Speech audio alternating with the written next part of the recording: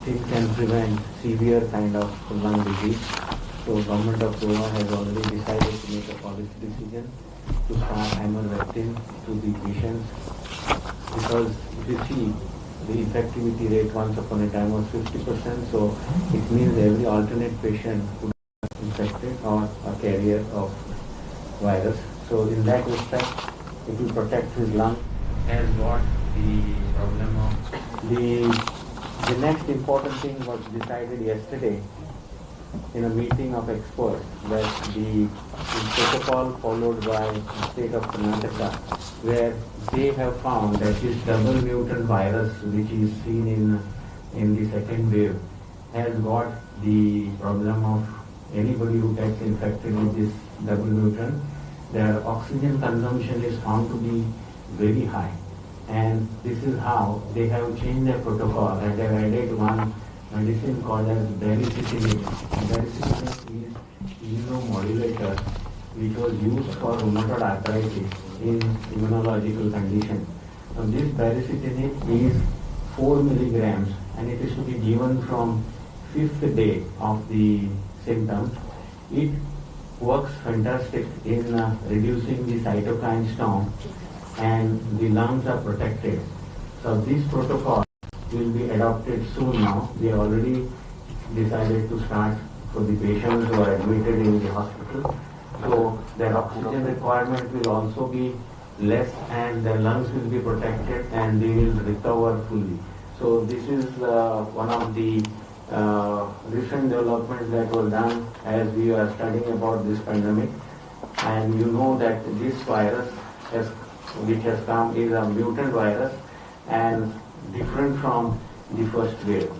So as of now, this is what I wanted to share with you all. If you have any questions, I will be happy to answer. Afterwards. You can ask questions afterwards. Now I request Honorable HM. Honorable Chief Minister Dr. Pravan Sawantji and our Secretary Health Ravi Dhawan, Dean Dr. Bandekar, Director Health Services Dr. Disa. सांगपाचें म्हणजे इतलेंच की खुबशे गोश्ट्यो आनी खुबशे तरेतरेचे situation आमकां face करचे पडले.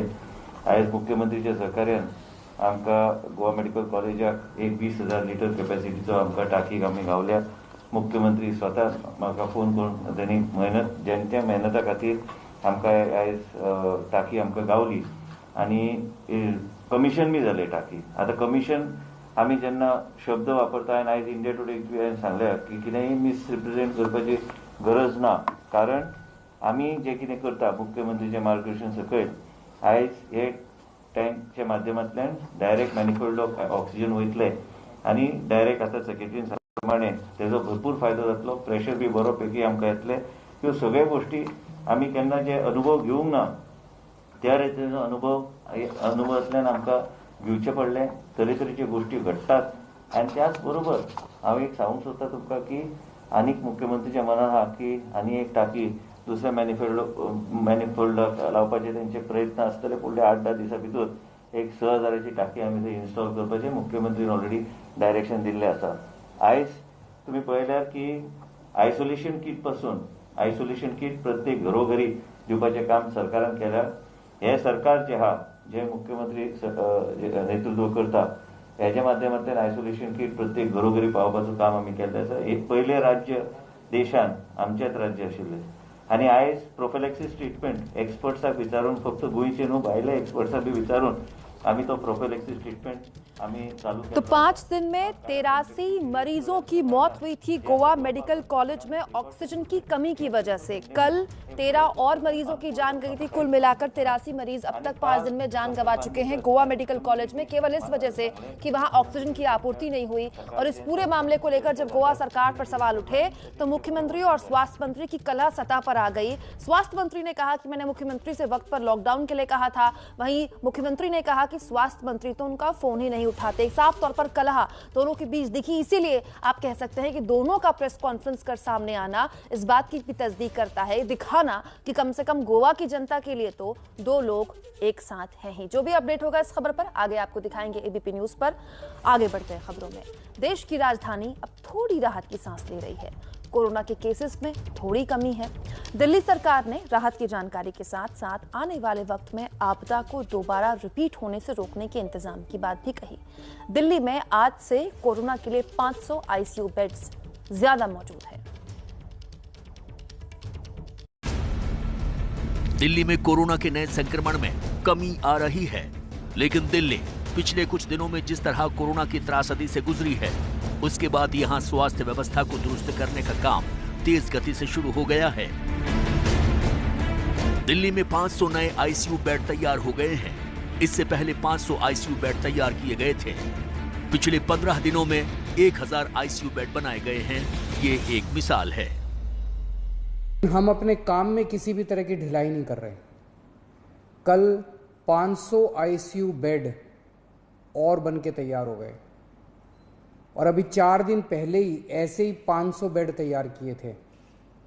तो हमारे डॉक्टरों, इंजीनियर और कामगारों ने मिलके केवल 15 दिनों में, केवल 15 दिनों में 1000 आईसीयू बेड तैयार कर दिए।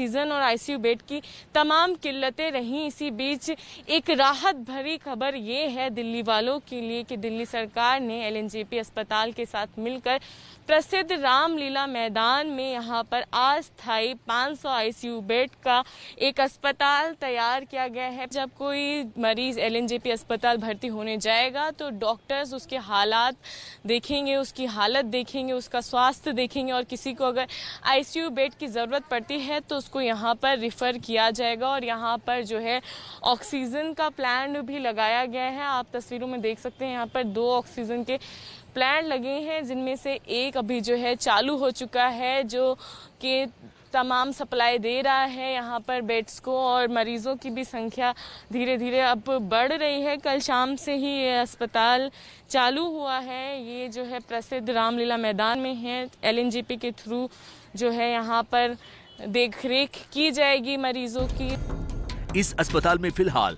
250 बेड तैयार हैं और अगले 2 दिनों में 250 बेड और तैयार हो जाएंगे। ये अस्पताल एलएनजेपी के साथ मिलकर बनाया गया है। यहाँ 2 ऑक्सीजन प्लांट भी हैं, जिनमें से एक प्लांट शुरू भी हो चुका है। एलएनजेपी अस्पताल में जब कोई गंभीर मरीज जाएगा और वहाँ आईसीयू बेड नहीं मिल पाएगा तो उसे इस अस्पताल में रेफर किया जाएगा। दिल्ली सरकार ने आज से एक और सेवा शुरू कर दी है। सरकार ने ऑक्सीजन कंसंट्रेटर बैंक शुरू कर दिया है। किसी को अगर समय पर ऑक्सीजन नहीं मिलती तो उनकी तबीयत ज्यादा बिगड़ जाती है और उन्हें आईसीयू में ले जाना पड़ता है। दिल्ली के हर जिले में 200 ऑक्सीजन कंसंट्रेटर्स का बैंक बनाया गया है। जो लोग घर पर इलाज करा रहे हैं, अगर ऑक्सीजन की जरूरत है, उन्हें 2 घंटे में ऑक्सीजन कंसंट्रेटर पहुंचाया जाएगा। एक टेक्नीशियन भी होगा जो इसे इस्तेमाल करना सिखाएगा। हम ऑक्सीजन कॉन्सेंट्रेटर बैंक शुरू कर रहे हैं। ये क्या है, इसकी क्या ज़रूरत है, क्या काम आएगा?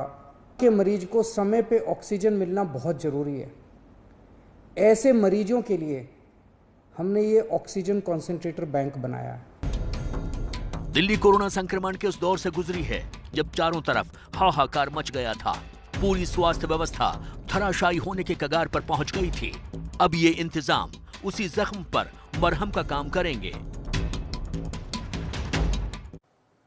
देखते रहिए एबीपी न्यूज, आपको रखे आगे। मैं मास्क पहनती हूँ, क्या आप मास्क पहनते हैं? मैंने टीका लगवाया है, क्या आपने टीका लगवाया है? मास्क लगाइए, टीका लगवाइए और देश को कोरोना से बचाइए। वीकेंड स्पेशल एसोसिएटेड बाय ली फूड हेल्थकेयर लिमिटेड, जिसको आपके विश्वास ने बनाया है देश की सर्वश्रेष्ठ pharmaceutical company. Marbella grand, Chandigarh. ABP news आपको रखे आगे।